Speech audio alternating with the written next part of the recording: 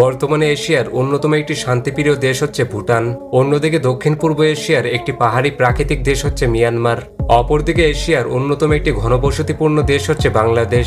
তো আজকের এই ভিডিওতে আমরা ভুটান, মিয়ানমার এবং বাংলাদেশের মধ্যকার সকল বিষয় নিয়ে একটি তুলনামূলক কম্পারিজন করব এবং কম্পারিজনে আমরা দেখব এই দেশগুলোর মধ্যে কে কোন দিক থেকে সেরা। তো চলুন ভিডিওটি শুরু করা যাক। তো প্রথমে আমরা দেশগুলোর সংক্ষিপ্ত ইতিহাস সম্পর্কে জানব। ভুটানের অফিসিয়াল নাম হচ্ছে দ্য কিংডম অফ ভুটান। এই দেশটি প্রতিষ্ঠিত হয় 1907 সালে। অতীতে ভুটান পাহাড়ের উপত্যকায় অনেকগুলো আলাদা আলাদা রাজ্যে বিভক্ত ছিল। 16 শতকে একটি ধর্মীয় রাষ্ট্র হিসেবে এর আবির্ভাব ঘটে। 1950-এর দশক পর্যন্ত ভুটান একটি বিচ্ছিন্ন দেশ ছিল। পরবর্তীতে 1960-এর দশকে ভারতের কাছ থেকে অর্থনৈতিক সাহায্য নিয়ে দেশটি একটি আধুনিক দেশে রূপান্তরিত হতে শুরু করে। অপরদিকে মিয়ানমারের অফিসিয়াল নাম হচ্ছে the Republic of the union of Myanmar. Myanmar দেশটির প্রাচীন নাম ছিল বার্মা। প্রায় 13,000-এর বেশি পুরনো ইতিহাসের দেশ হচ্ছে মিয়ানমার। একসময় এই দেশটি অনেকগুলো ক্ষুদ্র ক্ষুদ্র রাজ্যে বিভক্ত ছিল। 15 শতকে টঙ্গু সাম্রাজ্য প্রথম গোটা মিয়ানমারকে একত্রিত করে। পরবর্তীতে 18 শতকে ব্রিটিশরা মিয়ানমারকে দখল করে নেয় এবং 1948 সালে মিয়ানমার স্বাধীনতা লাভ করে। তবে 1962 সালে দেশটিতে প্রথম সামরিক সরকার ক্ষমতায় আসে। অন্যদিকে বাংলাদেশের অফিসিয়াল নাম হচ্ছে পিপলস রিপাবলিক অফ বাংলাদেশ। দক্ষিণ এশিয়ার প্রাচীন যুগে বাংলাদেশ অঞ্চলে কয়েকটি জনপদ গড়ে উঠেছিল এবং জনপদগুলো নৌশক্তি এবং সামুদ্রিক বাণিজ্যের জন্য বিখ্যাত ছিল। 17 শতক থেকে 19 শতক পর্যন্ত বাংলাদেশ ভূখণ্ডটি প্রেসিডেন্সি বাংলার অংশ ছিল।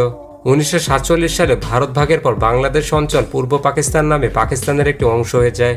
পশ্চিম পাকিস্তানের শোষণ, বৈষম্য এবং নিপীড়নের বিরুদ্ধে সশস্ত্র সংগ্রামের মধ্য দিয়ে পরবর্তীতে 1971 সালে পূর্ব পাকিস্তান বাংলাদেশ নামক একটি স্বাধীন দেশ হিসেবে প্রতিষ্ঠিত হয়। এবার জানব দেশগুলোর অবস্থান, আয়তন এবং জনসংখ্যা সম্পর্কে। ভুটান হচ্ছে দক্ষিণ এশিয়ার একটি স্থলবেষ্টিত দেশ। দেশটি ভারতীয় উপমহাদেশে হিমালয় পর্বতমালার পূর্ব অংশে অবস্থিত। ভুটানের উত্তরে চীন এবং দক্ষিণ পূর্ব পশ্চিম দিকে ভারত অবস্থিত। অপরদিকে মিয়ানমারের উত্তর পূর্ব দিকে চীন, উত্তর পশ্চিমে ভারত ও বাংলাদেশ, পূর্বে লাওস ও থাইল্যান্ড এবং দক্ষিণে আন্দামান ও বঙ্গোপসাগর অবস্থিত। অন্যদিকে বাংলাদেশের উত্তর পশ্চিম দিকে ভারত, পূর্বে ভারত ও মিয়ানমার এবং দক্ষিণে বঙ্গোপসাগর অবস্থিত। ভুটান দেশটির মোট আয়তন হচ্ছে 38,400 বর্গ কিলোমিটার। আয়তনে এটি বিশ্বের 133তম দেশ। অপরদিকে মিয়ানমারের মোট আয়তন হচ্ছে 6,76,600 বর্গ কিলোমিটার। আয়তনে এটি বিশ্বের 39তম দেশ। অন্যদিকে বাংলাদেশের মোট আয়তন হচ্ছে 1,48,500 বর্গ কিলোমিটার। আয়তনে এটি বিশ্বের 92তম দেশ। বর্তমানে ভুটানের মোট জনসংখ্যা প্রায় 7,96,000 এবং এটি বিশ্বের 159তম জনবহুল দেশ। অপরদিকে মিয়ানমারের মোট জনসংখ্যা প্রায় 5,48,00,000 এবং এটি বিশ্বের 26তম জনবহুল দেশ। অন্যদিকে বাংলাদেশের মোট জনসংখ্যা প্রায় 17,30,00,000 এবং এটি বিশ্বের 8ম সবথেকে জনবহুল দেশ। এবার জানব দেশগুলোর ভাষা এবং ধর্ম সম্পর্কে। ভুটানের অফিসিয়াল ভাষা হচ্ছে জংখা। অপরদিকে মিয়ানমারের অফিসিয়াল ভাষা হচ্ছে বার্মিজ। অন্যদিকে বাংলাদেশের অফিসিয়াল ভাষা হচ্ছে বাংলা। ভুটানের মানুষের প্রধান ধর্ম হচ্ছে বৌদ্ধ ধর্ম। দেশটিতে 75% মানুষ বৌদ্ধ, 23% মানুষ হিন্দু এবং বাকি 2% মানুষ অন্যান্য ধর্মে বিশ্বাসী। অপরদিকে মিয়ানমারের মানুষের প্রধান ধর্ম হচ্ছে বৌদ্ধ ধর্ম। দেশটিতে 88% মানুষ বৌদ্ধ, 6% খ্রিস্টান, 4% মানুষ ইসলাম এবং বাকি 2% মানুষ অন্যান্য ধর্মে বিশ্বাসী। অন্যদিকে বাংলাদেশের মানুষের প্রধান ধর্ম হচ্ছে ইসলাম ধর্ম। দেশটিতে 91% মানুষ ইসলাম, 8% মানুষ হিন্দু এবং বাকি 1% মানুষ অন্যান্য ধর্মে বিশ্বাসী। এবার জানব দেশগুলোর অর্থনীতি সম্পর্কে। ভুটানের অর্থনীতি বিশ্বের সবথেকে ক্ষুদ্রতম অর্থনীতিগুলির মধ্যে একটি। ভুটানের অর্থনীতি কৃষি, পর্যটন এবং ভারতের জলবিদ্যুৎ রপ্তানির উপর নির্ভরশীল। দেশটির প্রায় 56% মানুষ কৃষিকাজে নিয়োজিত। এছাড়াও ভুটান অনেক সুন্দর এবং পর্বতময় দেশ হয় এখানে প্রতি বছর বহু পর্যটক ভ্রমণে আসে। বর্তমানে ভুটানের মোট জিডিপি হচ্ছে 3.42 বিলিয়ন মার্কিন ডলার এবং দেশটির একজন সাধারণ মানুষের মাথাপিছু আয় হচ্ছে 4,300 মার্কিন ডলার। ভুটানের সরকারি মুদ্রা হচ্ছে নগুল ট্রাম এবং ভারতীয় রুপি। বর্তমানে 1 মার্কিন ডলার সমান প্রায় 86 ভুটানি মুদ্রা। অপরদিকে কয়েক দশক গৃহযুদ্ধ এবং অশান্তি মিয়ানমারের অর্থনীতিকে পুরোপুরি ধ্বংস করে দিয়েছে। দেশটির অর্থনীতিতে সবথেকে বেশি অবদান রাখে কৃষি এবং মিয়ানমারের বেশিরভাগ মানুষ এখনও কৃষির উপর নির্ভরশীল। এছাড়াও মিয়ানমারে রয়েছে বিশাল খনিজ সম্পদ, যার মধ্যে তেল রপ্তানি হচ্ছে তাদের অর্থনীতির আরেকটি মূল উৎস। বর্তমানে দেশটির মোট জিডিপি হচ্ছে 65 বিলিয়ন মার্কিন ডলার এবং মিয়ানমারের একজন সাধারণ মানুষের মাথাপিছু আয় হচ্ছে 1250 মার্কিন ডলার। মিয়ানমারের সরকারি মুদ্রা হচ্ছে মিয়ানমার কিয়াত। বর্তমানে 1 মার্কিন ডলার সমান মিয়ানমারের 2100 কিয়াত। অন্যদিকে বাংলাদেশ একটি উন্নয়নশীল দেশ যার অর্থনীতি কৃষি নির্ভর। দেশটির প্রধান কৃষি ফসলের মধ্যে রয়েছে ধান, পাট এবং চা। এছাড়াও বাংলাদেশের অর্থনীতিতে ভূমিকা রাখছে পোশাক শিল্প এবং প্রবাসী বাংলাদেশিদের পাঠানো রেমিটেন্স।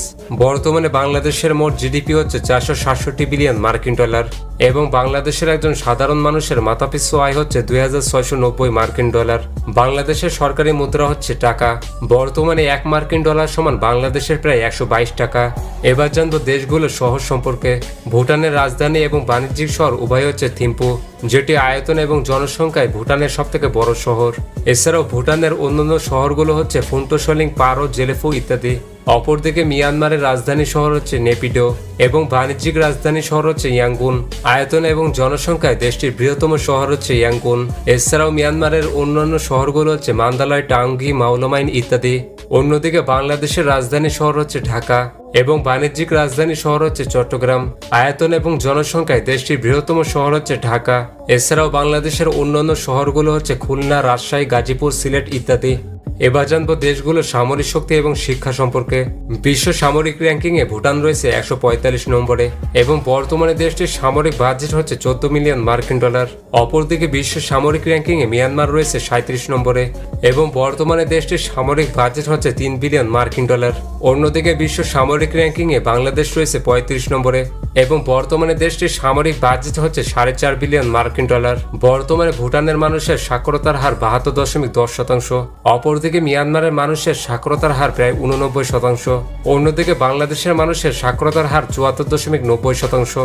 এবার জানবো দেশগুলোর আরও কয়েকটি বিষয় সম্পর্কে। বর্তমানে ভুটানে বিমানবন্দর রয়েছে মোট 4টি। অপরদিকে মিয়ানমারে বিমানবন্দর রয়েছে মোট 73টি।